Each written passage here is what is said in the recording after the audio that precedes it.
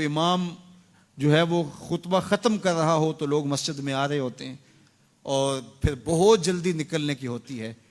इमाम के मिंबर पर बैठने से कबल मस्जिद में आने का रुझान पैदा करना चाहिए। फरमाया गया कि जो शख्स जुमातुल मुबारक में सबसे पहले आता है उसको एक ऊंट ज़बह करने का सवाब नसीब होता है।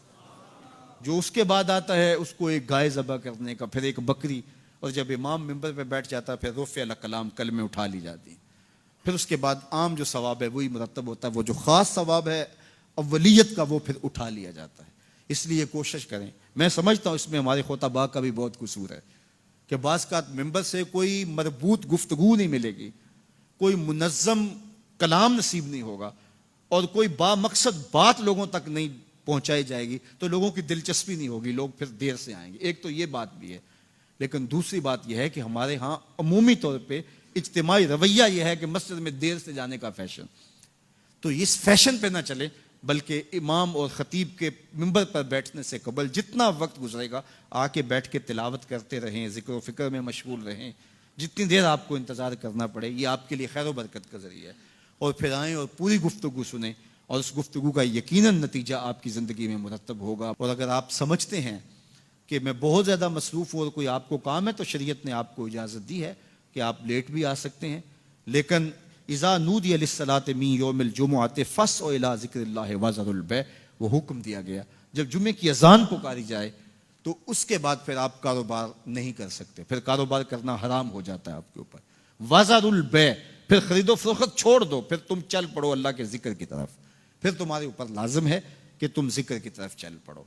तो इसलिए इस सहूलत से हमें फ़ायदा हासिल करना चाहिए कि अगर हम खुतबा पहला छोड़ते हैं और दूसरी अज़ान ये अज़ान है जिसके बाद कारोबार करना हराम है, अज़ान सानी है, ये सहूलत के लिए पहला वक्त अजमियों के लिए है ताकि जो है वो उर्दू में या अपनी ज़ुबान में अजमी ज़ुबान में भी कुछ कलाम सुन सकें। तो इसलिए हमें ये सहूलत दी गई है, वो बहुत ज़रूरी काम हो। तो दीन सीखने का ये कितना खूबसूरत मौका है। हर जुमे आपको किसी न किसी मौजू पे एक ख़तीब लेक्चर देता है, बात सुनाता है और एक मौजू पर मुख्तलिफ अहादीस कुरानी आयात को पढ़ के मुताला करके नतीजा निकाल के आधे घंटे में पौने घंटे में आप तक एक पूरा मैसेज डिलीवर करता है। तो इसलिए उसको भरपूर हासिल करने के लिए और अपनी नस्लों को दीन से जोड़ने के लिए ये इस्लाम आज भी बहुत सारे मुशक्क़तें और बहुत सारी साजिशों के बावजूद ये कायम है, इसलिए कि इसने खूबसूरत हमें नज़म दिया है। महल्ले की सतह पे 5 गाना नमाज है, इलाके की सतह पे जुमा है, सालाना शहर की सतह पर 2 ईद के इज्तिमा हैं और आलमी सतह पे हज का इज्तिमा है। तो ये एक नज़म है जो हमें दिया गया और ये हमें जोड़े रखता है और ये हमारी वहदत की अलामत है। अल्लाह ताला हमें 5 गाना नमाज की तौफीक अता फरमाए और इहतमाम के साथ नमाज जुमा की तौफीक अता। एक हदीस में आता है जिसने 3 जुमे बगैर किसी उज़र के तरक कर दिए उसके दिल पर निफाक की मोहर लगा दी जाती है। अल्लाह हमें महफूज फरमाए। व आखिर